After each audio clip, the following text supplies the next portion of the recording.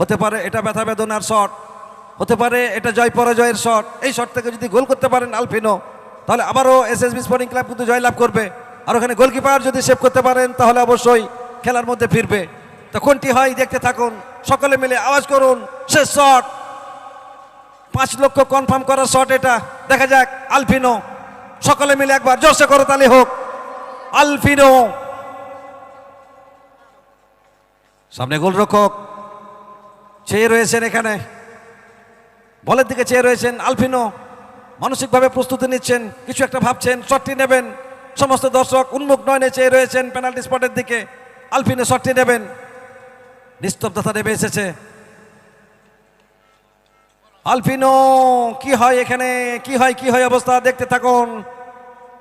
আলফিনো গোল!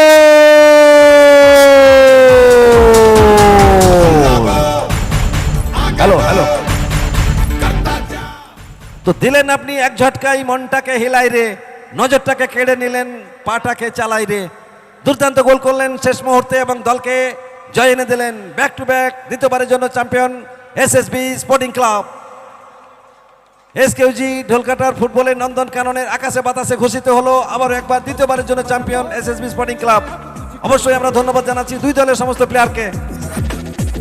कोई तो चल जिद फड़िए, तू बेतरिए या मरिए। हाय कोई तो चल जिद फड़िए, तू बेतरिए या मरिए। चक दे हो चक दे इंडिया, चक दे हो चक दे इंडिया, चक दे हो चक दे इंडिया, चक दे हो चक दे इंडिया।